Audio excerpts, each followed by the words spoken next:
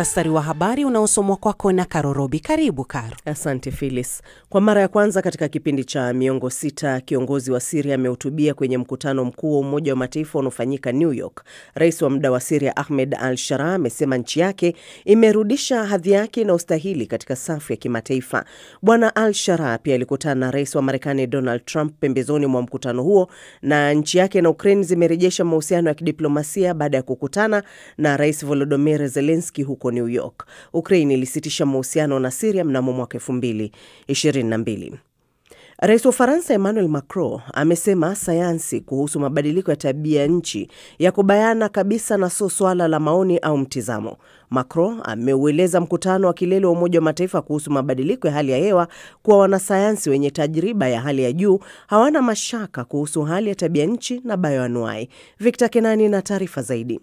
Kauli yake inakuja siku moja baada ya Rais Donald Trump kupuuzilia mbali masuala ya mazingira, akiyataja kama utapeli mkubwa na kuhimiza matumizi zaidi ya nishati ya visukuku. Hayo yanajiri huku Rais wa China Xi Jinping akitangaza kuwa gesi chafu itokayo viwandani itapunguzwa nchini mwake kwa kati ya 7 hadi 10 ifikapo mwaka 2035. Hii ni mara ya kwanza kwa China, ambayo ndiyo nchi inayochafua zaidi mazingira duniani, kutangaza hatua madhubuti za kukabiliana na gesi chafu inayotokana na shughuli za kiviwanda.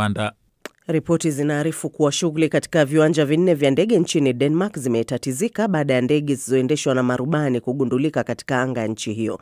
Maafisa katika uwanja wa ndege wa Aalborg nchini Denmark wamesema wamefunga kwa muda uwanja huo. Polisi katika mji huo ulioko kaskazini mwa nchi hiyo wanachunguza kisa hicho. Shirika linalosimamia udhibiti wa safari za angani Ulaya limesema shughuli za usafiri katika uwanja wa Aalborg zilisitishwa hadi leo asubuhi saa 12.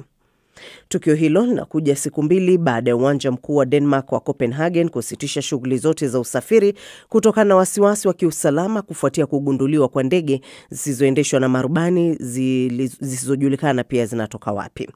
Na rais wa zamani wa Malawi Peter Mutharika mwenye umri wa miaka 85 ameshinda uchaguzi wa rais. Wapiga kura wamemkataa rais wa sasa Lazarus Chakwera baada ya muhula mmoja madarakani wa miaka 5 ambapo walishuhudia mgogoro mbaya zaidi wa kiuchumi.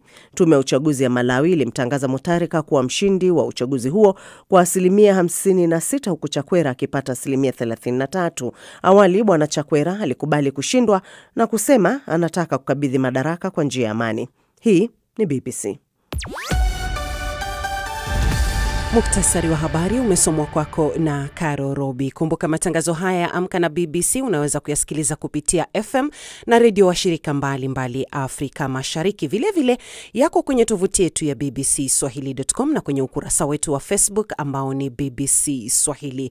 Karibu, mimi ni Phyllis Mwate.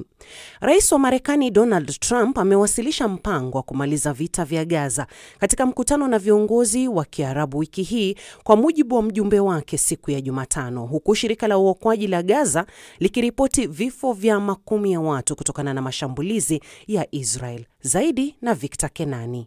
Mjumbe wa Marekani Steve Witkoff, ambaye amehusika kwa miezi kadhaa katika juhudi za upatanishi kwa lengo la kumaliza vita vya karibu miaka 2, alisema Trump aliwasilisha mpango wa amani wa vipengele 21 kwa ajili ya Mashariki ya Kati na Gaza katika mkutano wa Jumanne na kundi la viongozi kutoka mataifa ya Kiarabu na Kiislamu. Taarifa ya pamoja kutoka kwa serikali zilizowakilishwa katika mkutano huo zilisema kuwa viongozi walirudia ahadi yao ya kushirikiana na Rais Trump na kusisitiza umuhimu wa uongozi wake katika kumaliza vita. Waziri Mkuu wa Israel Benjamin Netanyahu alisema baadaye kuwa Israel haina wajibu wa kuheshimu wimbi la mataifa yanayotambua Palestina kuwa taifa huru, yakiwemo Australia, Uingereza, Kanada na Ufaransa. Katika uwanja wa mapambano, Israel iliendeleza mashambulizi yake dhidi ya jiji la Gaza, ambayo imewalazimu mamia maelfu ya watu kuyakimbia makazi yao. Israel inasema kwamba mashambulizi haya ya anga na ardhini yanalenga kuliondoa kundi la Hamas, kundi la wapiganaji wa Kipalestina ambalo shambulio lake la mwezi Oktoba mwaka 2023 liliibua vita hivi. Mohamed Hajjaj, ambaye alipoteza jamaa zake katika shambulio la siku ya Jumatano, alisema kulikuwa na mashambulizi makubwa ya mabomu yaliyolipua jengo wakati watu wamelala. Kile kilichotokea ni kwamba vijana, wanawake na watoto walikuwa wamelala kwa amani, na ghafla tukashambuliwa kwa mfululizo wa makombora. Ni Mungu tu anajua ni wangapi bado wamekwama chini ya vifusi. Kama unavyoona, hakuna mtu yeyote aliyetuonya mapema kuhusu mashambulizi haya ya mabomu, na hatukupata taarifa yoyote. Katika uzinduzi wa operesheni ya ardhini inayoungwa mkono na Marekani mjini Gaza, jeshi la Israeli liliwaambia Wapalestina waelekee katika eneo maalum la kibinadamu kusini mwa Gaza. Hata hivyo, Israeli imekuwa ikilipua eneo hilo la Al-Mawasi mara kwa mara tangu kulitangaza kuwa eneo salama mwanzoni mwa vita. Kuongezeka kwa mashambulizi ya ardhini wiki iliyopita kulijiri huku uchunguzi wa Umoja wa Mataifa ukilihutumu Israeli kwa kutenda mauaji ya halaiki huko Gaza, madai ambayo Israeli ilikataa vikali. Mwaka mmoja baada ya kutoa idhini kwa vikosi vya walinda usalama kujiunga na jukumu tata nchini Haiti wakati wa ziara ya kitaifa mjini Washington, Rais wa Kenya William Ruto amesema kwamba operesheni ya usaidizi wa kimataifa wa usalama nchini humo bado inakabiliwa na ukosefu wa ufadhili wa kutosha na changamoto za kiufundi. Ruto aliyasema haya akiwahutubia viongozi wa dunia katika mkutano wa kilele wa Umoja wa Mataifa huko New York nchini Marekani. Zaidi na Wahiga Mwaura. Akiongea kwa Umoja wa Mataifa, Rais wa Kenya William Ruto alizungumza kuhusu mageuzi ya Umoja wa Mataifa. Alisema Afrika inapaswa kupata viti viwili vya kudumu vyenye kura ya turufu na viti viwili visivyo vya kudumu katika Baraza la Usalama, yani UN Security Council. Kuhusu vita duniani, Rais Ruto aliongea kuhusu Gaza na Sudan. Alisema mateso hayapaswi kulaaniwa sehemu moja na kupuuzwa sehemu nyingine. Aliomba mapigano yasimame kabisa Gaza na mazungumzo ya amani ya kweli kati ya Israel na Palestina yaanze. Pia aliomba mateka wa Israel waachiliwe mara moja. Kuhusu Haiti, Rais Ruto alisema uongozi wa Kenya katika operesheni ya usalama umeleta matokeo mazuri. Shule zimefunguliwa tena, watoto wako darasani, barabara hazijazuiwa tena na magenge, utekaji nyara na uporaji umepungua, ndio alisema. Pia alisema uwanja wa ndege na bandari sasa zinafanya kazi kawaida. Lakini alionya kuwa operesheni haina pesa za kutosha, hivyo msaada zaidi unahitajika. Kumbuka pia Rais Ruto alihutubia mkutano mwingine juu ya Haiti juzi, na alisema wanajeshi wa Kenya wamefanya kazi kubwa hata kama hawajafika idadi kamili na hawana vifaa vya kutosha. Alishukuru Marekani kwa magari ya msaada, lakini akasema mengi ni ya zamani na yanaharibika, na hilo linaweka wanajeshi wa Kenya hatarini. Kwa kuwa muda wa operesheni unaisha Oktoba tarehe 2, Marekani na Haiti zimeomba kuwe na kikosi kikubwa zaidi kupambana na magenge makubwa. Naibu waziri wa mambo ya nje wa Marekani Christopher Landau alisema kikosi kipya kitakuwa na wanajeshi 5,500 na kitaungwa mkono na ofisi ya Umoja wa Mataifa kwa Haiti kwa pesa na vifaa.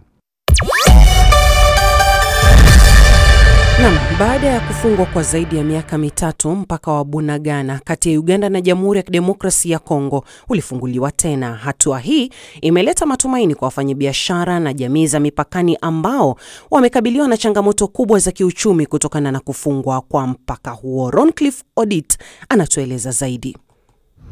Asubuhi na mapema, Idris na wafanyikazi wake wameraukia kazi. Wanasafisha vyumba tayari kuwapokea wageni. Na kwa mtizamo wa jumla, vyumba hivi havijawa na wageni kwa wiki, miezi na hata miaka kadhaa. Kwa zaidi ya miaka 3.5, mpaka wa Bunagana unaounganisha Uganda na Jamhuri ya Kidemokrasia ya Kongo ulikuwa umefungwa. Na Idris alikuwa nusra afilisiki kabisa, lakini sasa ana sababu ya kutabasamu tena. Hali imekuwa ngumu, hamna songamano, hamna watu. Tulikuwa tukipata gari zaidi ya 100 zinavuka kila siku kupeleka simenti, kupeleka soda. Hao wote wamekata kwa sababu East Africa yote ilikuwa ikitumia njia hii. So walikuwa wote hawapo, wanatumia njia ya Kisenyi. Sababu kuria. Hoteli hii hapa mpakani si kitega uchumi kwa Idris tu, lakini zaidi ya wafanyikazi wake 10 walikuwa wameachwa bila ajira na bila tegemeo maishani. Ndoa zimevunjika kutokana na hali ngumu ya maisha, watoto hawakwenda shule, watu walifukuzwa kazi tumesimamisha wafanya kazi. Kusema kweli hapa palikuwa wafanya kazi kama 20, lakini sasa hivi na wafanya kazi 2 tu. Mmoja anatengeneza rooms, mwingine anashughulika na mambo ya chakula. Mpaka huu wa Bunagana ambao ulifungwa tangu mwaka 2021 kutokana na vita mashariki mwa Kongo, sasa umefunguliwa tena baada ya makubaliano kati ya maafisa wa wilaya ya Kisoro nchini Uganda na wenzao wa mji wa Bunagana nchini Kongo. Lakini bado biashara haijaanza kupanda kama ilivyokuwa hapo awali. Namba ya watu yenye naingia wanatoka imeongezeka kidogo. Lakini kwa biashara hawa wa custom ya katuseme ya kwetu URA wanatuambia iko kama system zenye bado funguliwa sana, na wa immigration nao ni vile iko system ya bado wanza. Ni vitu tu kidogo iko kwa kichwa au kwa hii tricycles zenye zinatembea. Kwa business ya bulk hakuna.